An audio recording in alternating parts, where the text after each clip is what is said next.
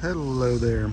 I'm gonna do a really quick long-term ownership update video on the 2021 Toyota Tundra TRD Pro in Lunar Rock. Just a kind of a quick update on the ownership experience and how it's been going. Again, I bought this. I've done two previous videos, one specifically on this. The second one was actually on this and our Land Cruiser together in one video. And I'm actually probably going to just go ahead and create a playlist so that it's easy to go, and if you're on my channel and you see all the other just random stuff that's on there and you want to just see these updates, to be able to just find them easily. But we bought both of these vehicles last year in 2021, ordered them in I think February from McGeorge Toyota in Richmond, Virginia, and we picked up the Land Cruiser in April, and then I picked up the Tundra in May. So I've had the Tundra now for a little over 14 months. Haven't had a single problem with it, which is what I was expecting. The whole reason we bought both of these vehicles is for the mostly for the reliability of the naturally aspirated 5.7 liter V8 that's in both. It was the last year that they were going to be in these vehicles, of course, so that's why we went ahead and got them, because we're going to own these for, they'll probably outlive us, honestly. But I wanted to actually follow back up on a couple of the things that I neglected to mention specifically on the Tundra in my previous two videos, which are just the couple of extra things that I did have done by the dealer when I bought the truck that I just completely did not mention previously. And then just actually show, you know, how it looks after 14 months of admittedly not too much driving. I've gotten the first service done, which is the oil change, tire rotation, and I think they just check the fluids and filters. I haven't even actually hit 5,000 miles on it yet. It's still not quite there, but I went ahead and got that done. So the only thing I've actually done to this myself was just to order this little TRD Toyota racing old school kind of little thing. Just got it off of Amazon. There are like a dozen different sellers with all kinds of different color combinations and little shapes. You can get them that look like little mountaintops as well, but I just got the classic TRD colors. But the couple things I wanted to mention specifically in this that I failed to before are some of the add-ons that I did have the dealer do when I bought it. The first one is the actual side steps. So these are probably the most common ones that you'll see in the Southeast, which is where I am in North Carolina. There are a couple of different versions that you can have the dealers actually install, and out of those options I chose these. You know, if you were to actually really take this off-road seriously often, then you probably wouldn't get any side steps at all, which of course there are none on the Land Cruiser. And I promise I'll stop flipping back to the Land Cruiser because it's a Tundra update. So I had those installed, and then also I completely forgot to mention this, but since there are no fancy gimmicks on the tailgate on this truck, you know, it's just a very, I mean, it does have the little gas shocks in there to ease the lowering of the tailgate, but there's nothing special about this tailgate. There's nothing crazy going on like with the F-150, you know, fold out steps and the little handrail, or the GMC Magic tailgate. It's just kind of a regular old tailgate. So because of that, I actually did have this installed, and it's a little flip out, so I'll just flip it out, but it just flips down, and then you can use it as a step. So when you are getting in and out of the truck bed, you know, you can just very easily come to the back corner, step up on it there, and then step up into the bed. So it's actually been really helpful. And it, you know, it wasn't super expensive, and it's pretty handy.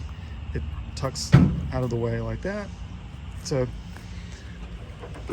and I did like actually the way that, let me kick it back down, that it's somewhat, the texture of it, of the actual step, somewhat matches what's actually on the bumper, which is, you know, it kind of blends there. So, oh, and the spray-in bed liner, did have that done. And the quality of the bed liner is actually really nice. So those were the only things that I actually had added. And I don't think I even mentioned them at all in previous videos. But as I said, I've got not even 5,000 miles on it yet. And it's driven like a dream. There have been zero issues with anything related to mechanicals or engine or transmission or any of that stuff. It's also still super solid, so nothing's rattling or there's no noise, vibration, or harshness going on in the truck on the inside. I've taken a few long trips, so I'll point out the couple of things that, and then I'll actually show the inside and show one thing that's actually prematurely sort of, I don't know if you'd call it wear, but it's just something that's kind of obvious that it's not holding up the way it was probably intended to. But the only real gripes that I still kind of have with this truck are that they're on the TRD Pro for this year, the 2021. There is no blind spot monitoring, which is a real shame because, you know, it's a really big vehicle, and when you're actually driving on the highway and you just want to make sure that there's nobody kind of right in your blind spot, you really kind of have to do a double, triple take to make sure that you're clear in some instances. So the blind spot monitoring system would have been handy, as well as one of the things that would have benefited this truck and do benefit the new version of the Tundra is that front facing camera. The nose on this, of course, is rather large, so it'd be nice just to get the view out the front when you're in kind of tight situations.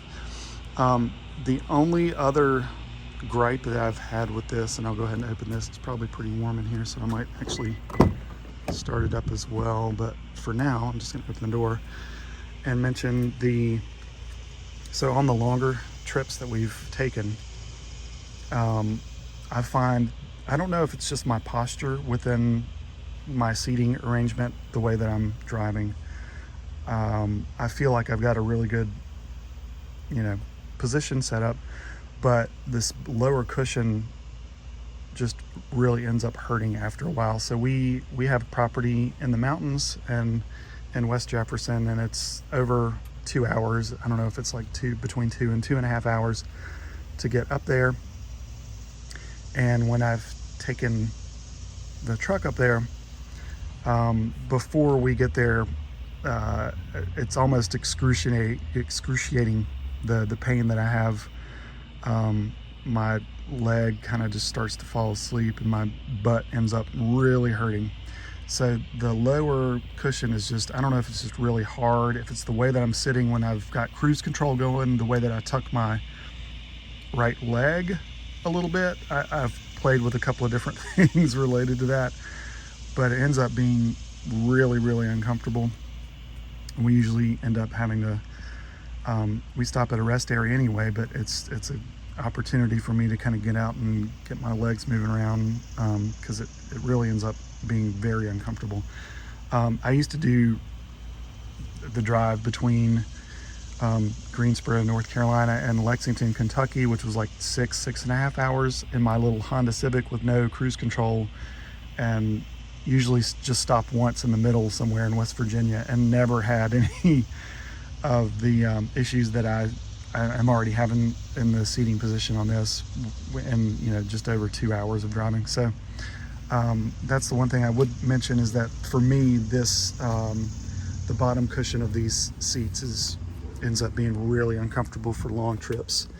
The other thing I wanted to point out, and this is really the only other aspect of any of the interior, it's a little dusty right now. I haven't cleaned it in a little bit. But everything, all the other materials everywhere else have held up really well. There's nothing that's prematurely wearing anywhere in here, except weirdly this little area of the console of the flip up thing here, armrest, has prematurely kind of pulled up and away from the way that it should be tucked. So I don't know if it's just there's some adhesive that came loose, but I noticed that this had kind of this kind of seam had been exposed at some point when I just kind of looked down. And so I mean, you only notice it as the driver, and it's not like it's really completely pulling up and off, although if I do that maybe it will.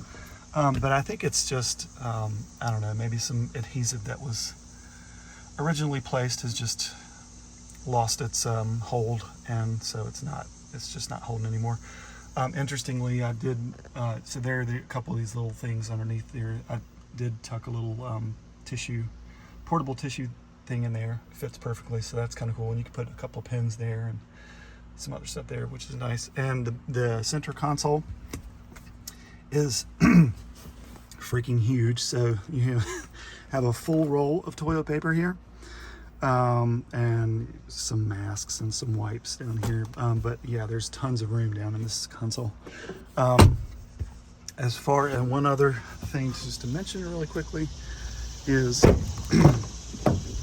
so the back seats, we don't really have people riding in the back very often. We've taken a few trips where the in-laws I've shuttled them around when we've been on vacation together, but otherwise the back seats really haven't had much human use. Most of the time if we're taking trips, I put the seats up, and we've had this seat cover kind of pulled out, and the dogs just kind of hang out back here with both of these up, and then we put whatever we need to in the bed of the truck. And I do use those these bungees actually come in handy if you're trying to secure different things in the bed of the truck. And then I've just got some random stuff stashed away. So what the truck comes with is a little first aid kit, and then you might not be able to see it from this area. Oh, there's the sub too. The subwoofer is kind of back in here. I just have this extra set of jumper cables in here just in case. And then back underneath, if I lifted the other seat up, that's where like the jack and the other tools are for changing the spare tire. But yeah, overall, it's held up really well. I still get tons of compliments on the color. People love Lunar Rock, and if you've noticed, of course, after the exclusive year for TRD Pros, usually you'll see the color on other Toyota products. And actually on this, with Lunar Rock, I think it actually started first with the RAV4, with the special trim level of the RAV4, and then it was offered on the TRD Pro versions of the 4Runner, Tacoma, and Tundras. But other manufacturers have done their kind of takes on this type of color.